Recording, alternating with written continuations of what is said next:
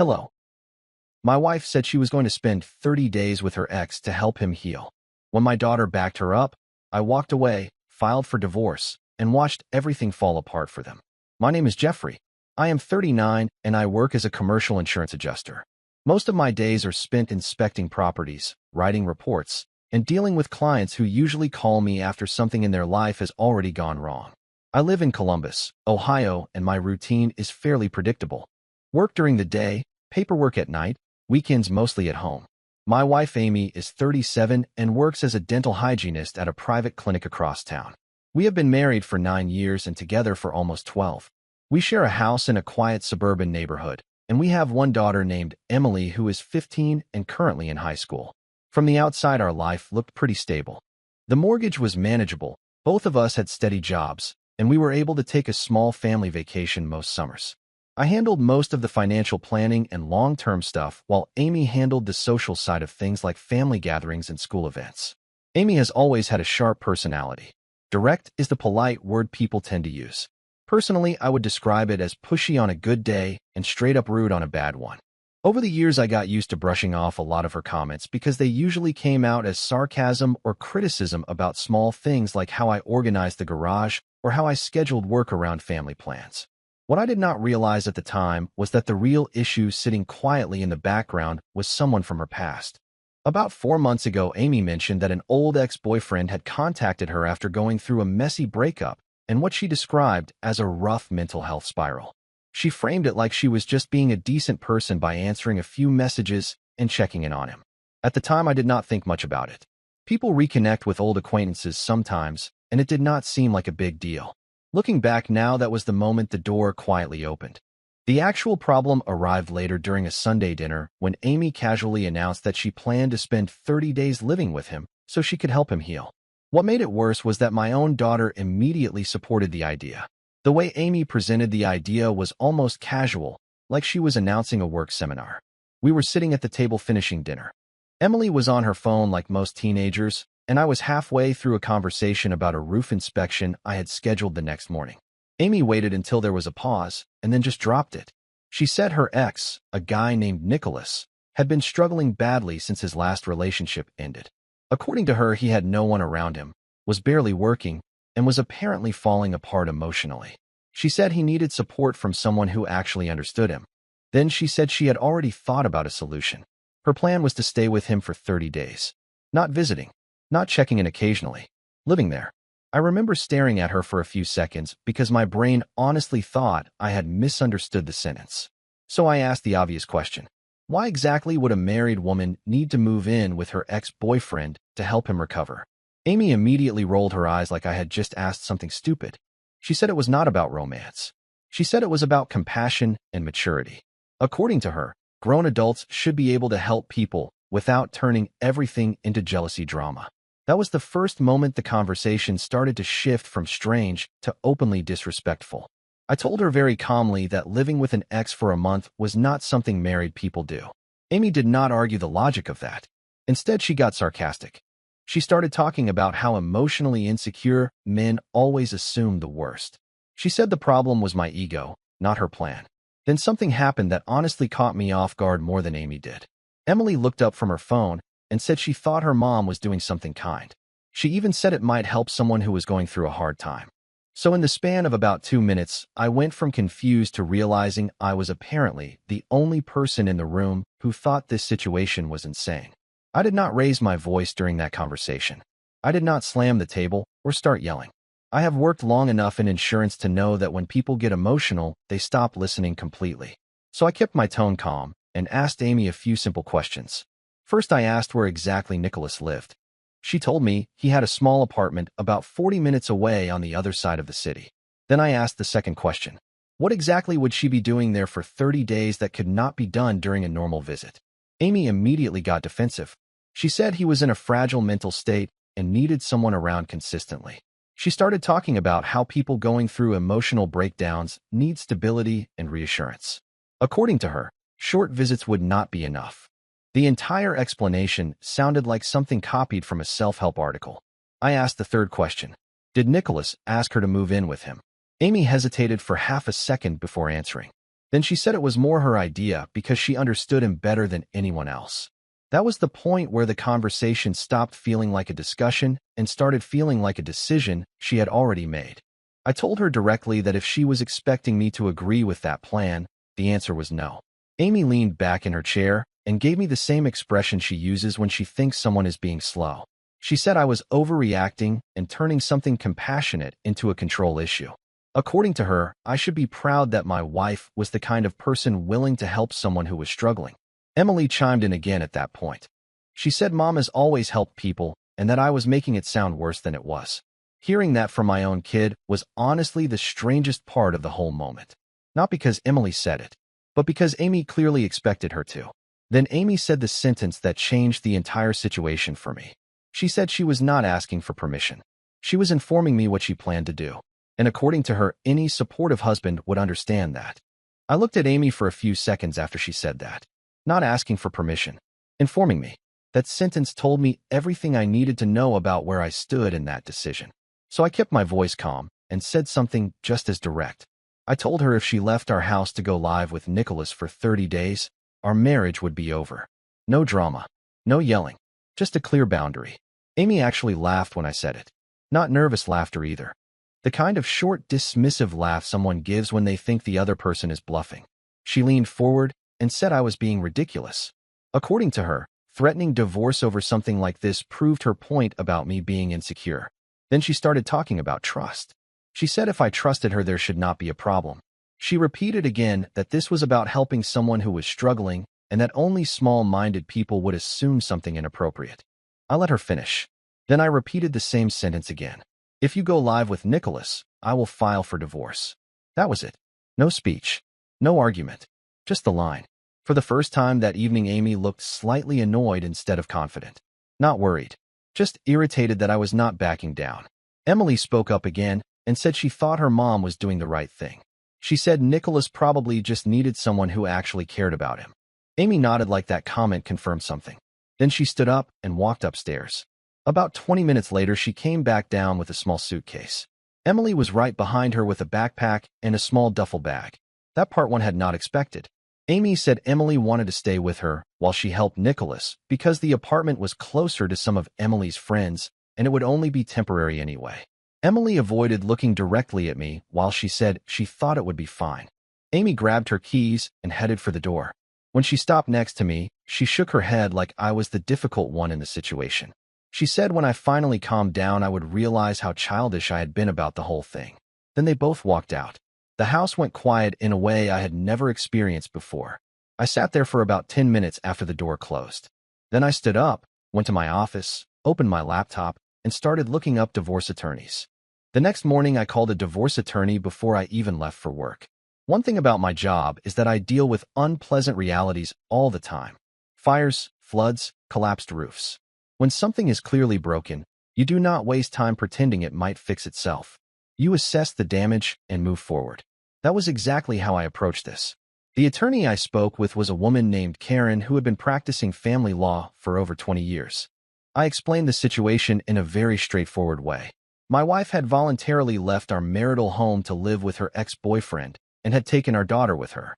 Karen paused for a moment after hearing that. Then she said something that honestly made the situation a lot clearer. She said from a legal standpoint, Amy leaving the home voluntarily could work against her depending on how things unfolded, especially if she established residence somewhere else with another man. That was the first small confirmation that I was not crazy for drawing the line where I did. Karen advised me to document everything carefully. Dates, conversations, texts. She also recommended filing quickly rather than waiting to see if Amy changed her mind. Waiting would only make things more complicated. So that afternoon, I officially started the process. While all of that was happening, Amy sent me exactly 2 messages. The first one came late that morning. It simply said they had arrived safely and that Emily was settling in fine. The second message came a few hours later. She wrote that she hoped I had cooled down and was ready to have a mature conversation soon. There was no apology, no acknowledgement of the ultimatum I gave her, just the assumption that I would eventually come around. I did not respond. Instead, I forwarded both messages to my attorney and continued filling out paperwork. The strangest part was the silence that followed. Amy clearly believed I was bluffing. What she did not realize was that once I reached a conclusion about something like this, I did not revisit the decision. By the end of the week, the divorce paperwork was officially filed. Amy still had no idea. Amy found out about the divorce about 10 days later. Not because I told her, because she got served. I was at work when my phone rang that afternoon. The caller ID showed Amy's name, and I already knew what the conversation was going to be about. I let it ring once before answering. She did not even say hello. The first thing out of her mouth was asking if I had seriously filed for divorce. Her tone was not sad or shocked. It was angry. I told her yes. There was a short pause on the line, and then she started talking fast, the way she does when she thinks she is about to win an argument. She said this was exactly the kind of extreme reaction she expected from me. According to her, I had turned a temporary situation into a legal circus. She kept repeating the word temporary. 30 days. Just 30 days. Like that somehow erased the fact that she moved into another man's apartment after I told her exactly what the consequence would be. I asked her one simple question. Did you move in with Nicholas after I told you that would end our marriage? She immediately started redirecting the conversation. She said I was twisting things. She said she had not moved in permanently and that she was only there to help someone who was struggling. She also added that Emily was doing great and that the apartment situation was completely normal. That part actually irritated me more than the rest, because she was still pretending this entire thing was reasonable. So I told her something she clearly did not expect. I said the divorce filing was already done and my attorney would handle any further communication. For the first time during that call, Amy's tone shifted. She asked if I was seriously willing to destroy our marriage over what she called a misunderstanding. I told her there was no misunderstanding. She made a decision. I responded to it. Then I ended the call. What Amy still did not realize at that point was that things at Nicholas's apartment were already starting to fall apart. About 2 weeks after Amy left, the first crack started to show. It came from an unexpected place. Emily called me. That alone was unusual, because since she left with Amy, we had barely spoken. I had sent her a couple of short messages during the first week just asking if she was okay. She answered with 1 or 2 word replies and nothing else. So when I saw her name on my phone that evening, I answered immediately. Her voice sounded irritated, not upset, just annoyed. She started by saying that living at Nicholas's apartment was not what she expected. Apparently, the place was smaller than Amy had described. A 1-bedroom apartment with a pull-out couch in the living room. Amy had taken the bedroom, while Emily was sleeping on the couch. That alone was already creating tension. But the real issue was Nicholas himself. Emily said he was not exactly the fragile, broken guy Amy had described at the dinner table. According to her, he spent most of his time either playing video games or complaining about things that had nothing to do with Amy. She also mentioned something that caught my attention immediately. Nicholas did not seem particularly grateful that Amy was there. In fact, Emily said he mostly treated it like Amy had simply moved in. Cooking, cleaning, running errands. Basically acting like she had stepped into the role of unpaid support staff. Amy apparently did not like that description when Emily pointed it out. According to Emily, they had already argued about it a few times. The part that surprised me was what Emily said next. She admitted that the situation was starting to feel weird. 3 people in a small apartment. Her mother trying to manage Nicholas's emotions all day. And Nicholas acting like the whole arrangement was completely normal. Emily asked if I thought things would calm down soon. I told her honestly that I did not know. But inside my head I had a very clear thought. Amy had walked into a situation she believed she could control. And from the sound of it, Nicholas had very different expectations. 3 days after that call, Emily called me again. This time she sounded more frustrated than annoyed. She did not even bother with small talk. The first thing she said was that her mom and Nicholas had been arguing almost every day. Apparently, the entire dynamic had changed once the first week passed. When Amy arrived, Nicholas acted like he needed constant emotional support. Long conversations about his ex, complaints about his life, the usual stuff Amy described when she justified moving in. But after a while that stopped. According to Emily, Nicholas started acting less like someone who needed help and more like someone who had just gained a live-in assistant. Amy was cooking most of the meals. She was cleaning the apartment. She was running errands for groceries and other things Nicholas said he needed. Emily said Nicholas barely left the apartment most days and spent hours playing games or scrolling on his phone while Amy handled everything else. That alone was already creating tension. But the real turning point happened when Amy brought up my divorce filing. Emily said Amy told Nicholas that things at home had become complicated and that she might need more time before everything settled. Apparently, Nicholas did not react the way Amy expected. Instead of being grateful or supportive, he got irritated. Emily overheard part of the conversation from the living room. Nicholas asked Amy if she expected him to deal with drama from her marriage while she was staying there. Then he said something that made the whole situation suddenly very clear. He told Amy that helping him for a few weeks was one thing. Blowing up her marriage and bringing that mess into his life was something else. Emily said that was the first time she saw her mom genuinely thrown off balance. The man Amy left our house to help was now annoyed that she had actually done it. And the apartment that was supposed to be a temporary rescue mission was turning into something none of them seemed prepared for. The situation finally exploded about 3 weeks after Amy moved in. I did not hear it directly from her. Emily called me again late one evening. This time she sounded tired. Not irritated. Not frustrated. Just tired. She told me that earlier that day Amy and Nicholas had a serious argument. The kind where both people stopped pretending to be polite. Apparently it started because Amy tried to talk to Nicholas about extending her stay. According to Emily, my wife had begun realizing that coming back home was no longer going to be simple. The divorce papers had been filed, and she was starting to understand that I was not going to reverse that decision. So she tried to shift the situation. Emily said Amy suggested that maybe staying with Nicholas a little longer would help everyone figure things out. Nicholas did not take that well. In fact, he reacted the exact opposite way. He told her that the original idea was 30 days and that he never agreed to anything more than that. He also made it very clear that he had not asked her to destroy her marriage in the process. Emily said Amy tried to remind him that she came there to support him when he was struggling. Nicholas responded with something blunt. He said he thought she would visit sometimes. He never expected her to actually move in and bring a teenager with her. That comment apparently pushed Amy over the edge. Emily said they started arguing loudly about whose idea the whole thing really was. But the part that stuck with Emily the most was what Nicholas said near the end of the argument. He told Amy that if she thought moving into his apartment meant they were getting back together, she completely misunderstood the situation. And suddenly the entire reason she left our house looked very different. The last update I got from Emily came about 4 days after that argument. By then, the 30-day timeline Amy originally announced had almost passed. Emily called me in the afternoon and asked a simple question. She asked if she could come home. There was no hesitation in my answer. I told her of course she could. Whatever had happened over there clearly pushed her past the point of wanting to stay involved in the situation. She explained that things between Amy and Nicholas had gotten worse after the fight. Nicholas had started keeping his distance from Amy around the apartment. According to Emily, he spent most of his time either out with friends or locked in the bedroom, while Amy stayed in the living room trying to hold the situation together. The person Amy went there to rescue had completely checked out of the arrangement. Emily also said Amy had begun realizing the full consequences of what she had done. The divorce papers were real.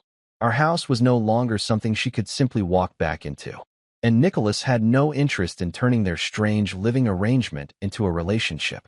Emily came home that evening with 2 bags and looked exhausted. I did not push her for details. She had already seen enough of the situation collapse on its own. Amy tried calling me later that night. I did not answer. The next day, she sent a message saying we needed to talk and that things had gotten complicated. That was the exact word she used. Complicated. But from my perspective, the situation was actually very simple. She made a choice. I responded to it exactly the way I said I would. The divorce process continued without interruption after that. From what I eventually heard through Emily, Amy did leave Nicholas's apartment shortly after the 30 days were up. The man she believed needed her support had no interest in keeping her there, and the marriage she walked away from was already legally ending. In the end, the entire situation collapsed under the weight of the same decision she dismissed at our dinner table. She assumed I would eventually accept it. I didn't. Bye-bye.